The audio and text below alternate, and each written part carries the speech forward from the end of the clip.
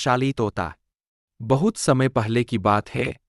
एक छोटे से गांव के पास एक सुंदर जंगल था। उस जंगल में तरह तरह के पक्षी और जानवर रहते थे। उन्हीं पक्षियों में एक अनोखा तोता भी रहता था, जिसका नाम चिरकू था।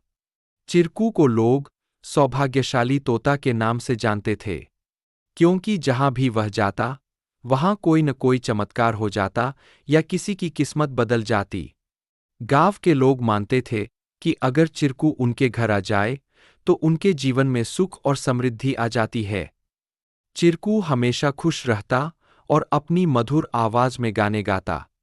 लोग उसे फल और अनाज खिलाते और उसकी भलाई की कामना करते थे।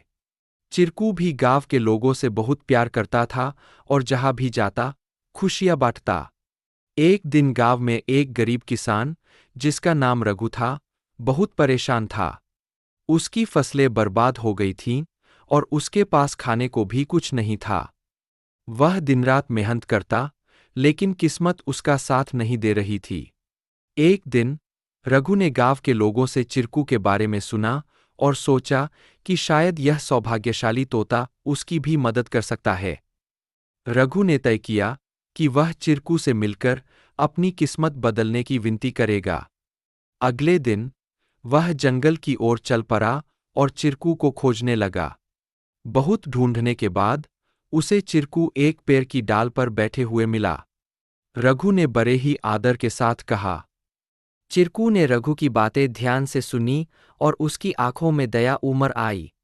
चिरकू ने अपनी चोंच में एक छोटी सी चमकती हुई पत्ती उठाई और रघु को देते हुए कहा, यह जादुई पत्ती है। इसे अपनी जेब में रख लो और जब तुम अपने खेत में काम करने जाओ, तो यह पत्ती तुम्हारी किस्मत बदल देगी। रघु ने धन्यवाद कहा और वह पत्ती लेकर अपने घर लौट आया। अगले दिन वह अपने खेत में काम करने के लिए गया। जैसे ही उसने खेत में जुताई शुरू की, अचानक से बारिश होने लगी। उसकी सूखी जमीन हरी भरी हो गई और थोड़े ही समय में उसकी फसलें लहलहा उठीं। रघु की मेहनत सफल हुई और उसकी किस्मत सच में बदल गई। अब रघु के पास भरपूर अनाज था और वह फिर से खुशहाल जीवन जीने लगा। उसने गांव के लोगों को चिरकू की बुद्धिमानी और उसके द्वारा दी गई जादुई पत्ती के बारे में बताया।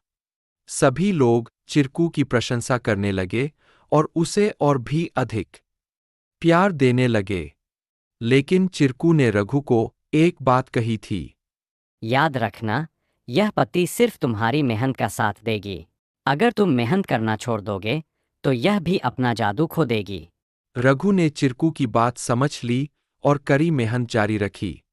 धीरे धीरे उसकी स्थिति पहले से बहुत बेहतर हो गई।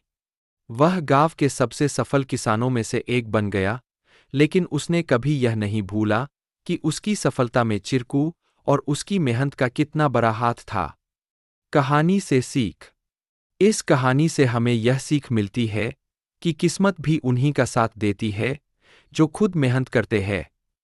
सौभाग्य और अवसर तभी काम आते हैं, जब हम अपने प्रयासों से उन्हें सही दिशा